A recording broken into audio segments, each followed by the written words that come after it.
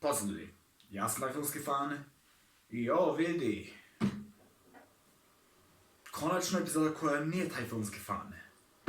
Dobrodošli natrag na Toliko loše da je dobro. Gdje danas pričamo o filmu za koji nisam niti mislio da ću pričat. Ozbiljno, znam da ću prije kasnije treba pričati o Samurai Copu i Trollu 2 zato što to su legendarni. To su fucking legendarni toliko loši da su dobri filmovi. Ali današnji, jedan koji stvarno nisam očekivao da ću o tome uopće pričat. Kamo je to pogledat ono za stvarno. Mislim znači sam vidjeti onak klip na internetu i jednostavno to je to. Ali ne, cijeli film. Tako da ljudi, pripremite se za ovo što će se sad dogoditi. Drugim riječima, danas naš show Toliko loše da je dobro. Jedan i jedini smrtonosna bitka. Da, dobro ste čuli, smrtonosna bitka. Sada, znam što si mislite. Taj filmski fan. Koji se film zove Smrtonosna bitka? Ok, dakle, to je još to, znate, hrvatski prijevod. Ali ovo je zapravo poprilično znan film. I znate ko je to? Oh boy. Ja sam pogledao poster i shvatit ćeš. Da, ovo se na hrvatskom zove Smrtonosna bitka. No, nije baš za me briga, ne igram video igrice tako da meni ovo neće biti offensive kao svima ostalima, ali hej, ako mogu izbjeći bilo što, onda ću to vjerojatno napraviti. Ali uglavnom, Smrtonosna bitka 1995. Što se može reći o ovom filmu da već netko drugi nije rekao? Loša gluma, loši likovi, napravljeni od likova koji su vjerojatno bili dobri u igrici.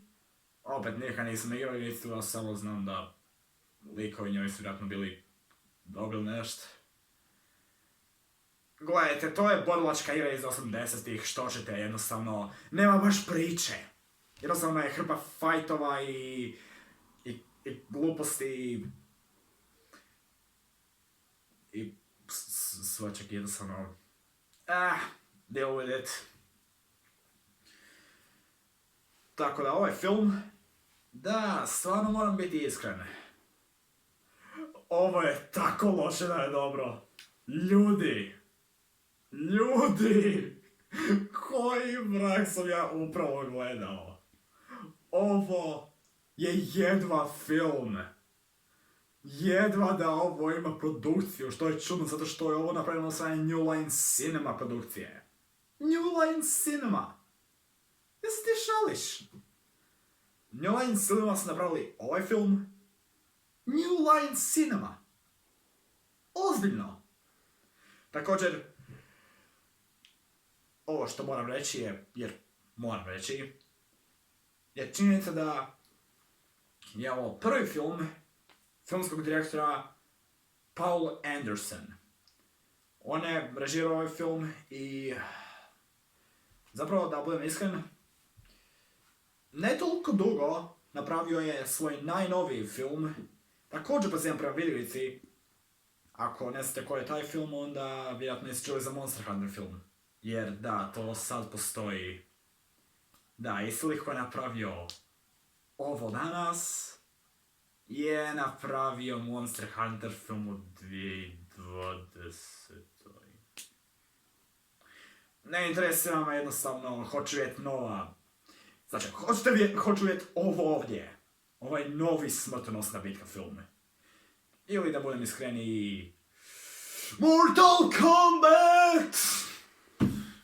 Jesus. Ne, doslovno, on ima freaking metalni dio svoje face i crveno oko. Lik je doslovno rip-off Terminator. Jednostavno je fucking rip-off, Evo vidiš da to treba biti glavni fokus. Tako da, još jedan zlikovac koji želi zavladat svijetom. Opet, super lik ljudi, stvarno vidim koliko ste truda uložili u sve ovo. Što je nula. Katana, okej, moram biti iskren. Nisam niti siguran koji je razlog da je ona u filmu, osim bila je u igrici i mora biti u ovom filmu. Tako da možemo imati onaj moment kada svi kažu stari, možda je dobro da smo počeli gledati ovaj film, ova tu je, To je moje oponašanje svih perverznih likova koji su gledali ovaj film.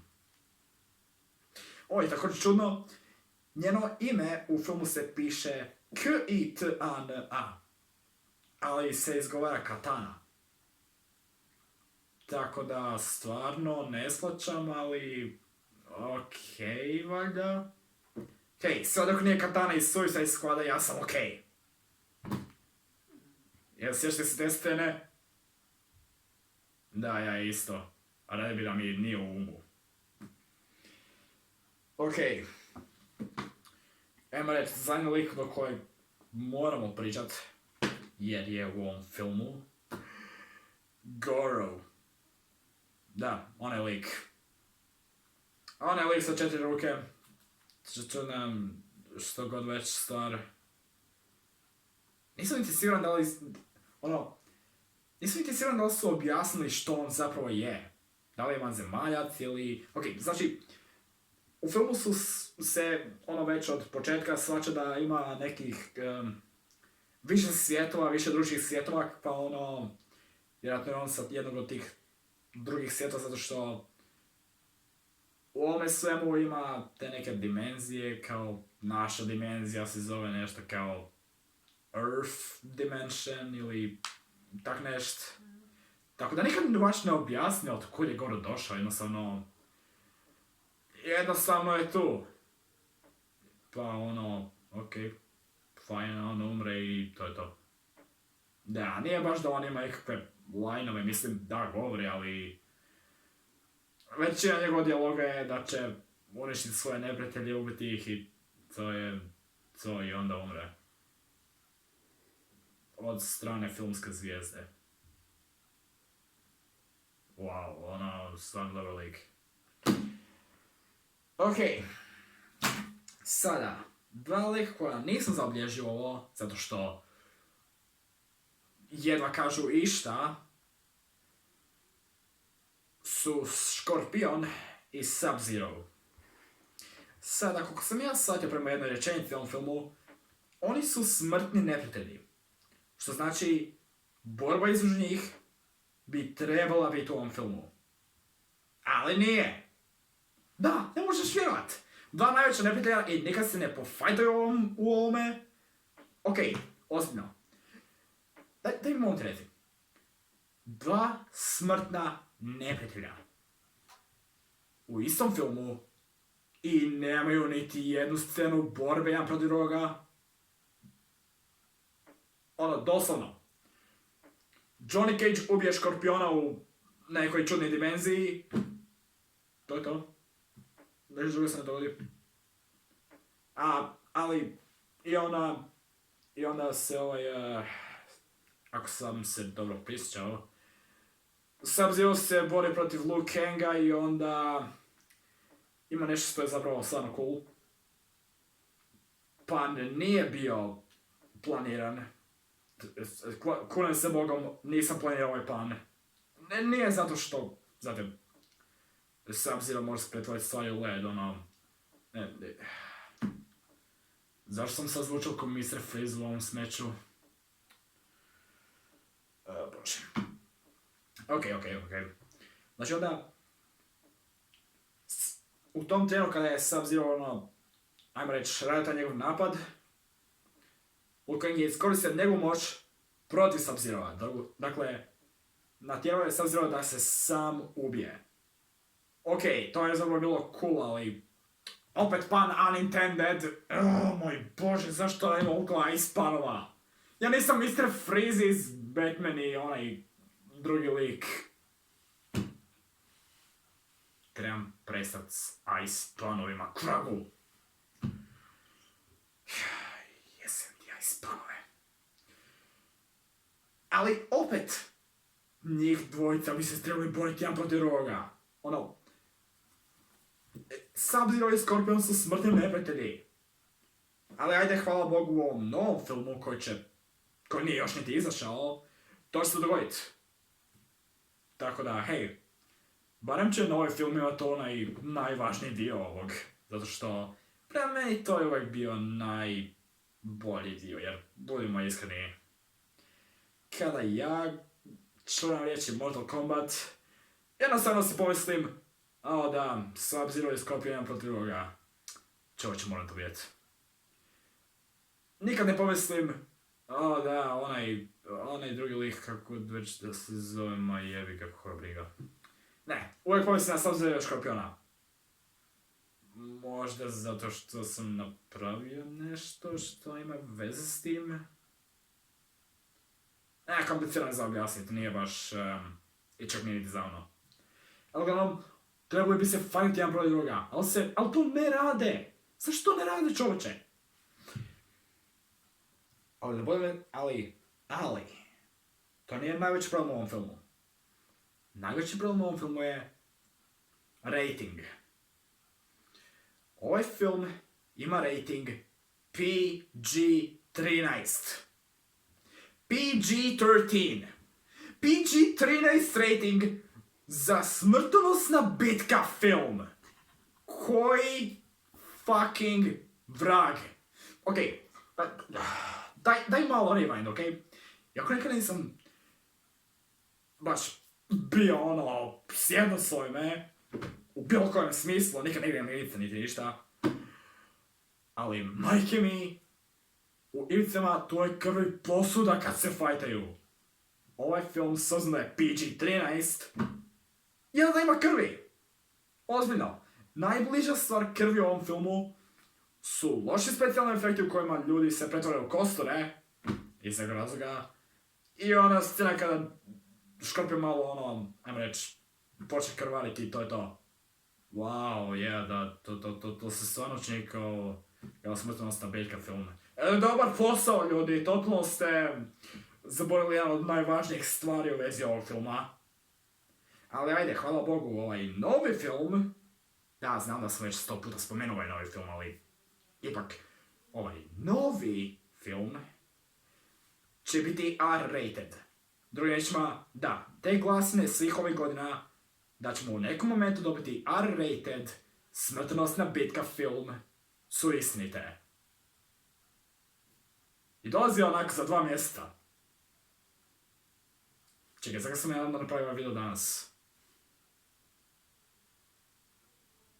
A da, zato što sam pogledao film i notes i sve to.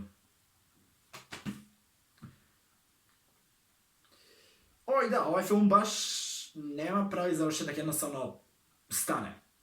Okej, to nije skroz istinito. Ovaj film zapravo završi tako da se nešto dogodi na kraju, što je naravno sequel bait. I svi znamo gdje to ide. Smrtonosna bitka i istrebljenje se započinje kao dobar film. I neironično, kada se u ovom filmu dogode fajtovi, onda postane stvarno dobar film. Uopće se ne šalim. Svaki put kad je fajt u ovom filmu, umjesto da bude ili loš film, ili toliko loš da je dobar film, postane zapravo dobar film. Ali čim dođemo na onaj dio sa pričom i nepostojećim character developmentom i bog zna čime, tada smo natrag na toliko loše da je dobro. Tako da, moram reći, iako je ovo glup film, mislim, stvarno je glupo, wow, ovo je stvarno fucking glupo. Na neki čudan način me jednostavno nije briga, znam da bi ovo trebao reći, ali boli me ona stvar da li je ovaj film glup ili ne, ili je dobar način prikazivanja ove igre, iako nije i to sve, i da ima PG-13 rating i sve to, ali nije me briga. Ovo je tako loše da je dobro. Ovaj film je tako loš. Doslovno, ne mogu vjerovati da sam ovo zapolzio i gledao cijelih 1 sat i 41 minutu.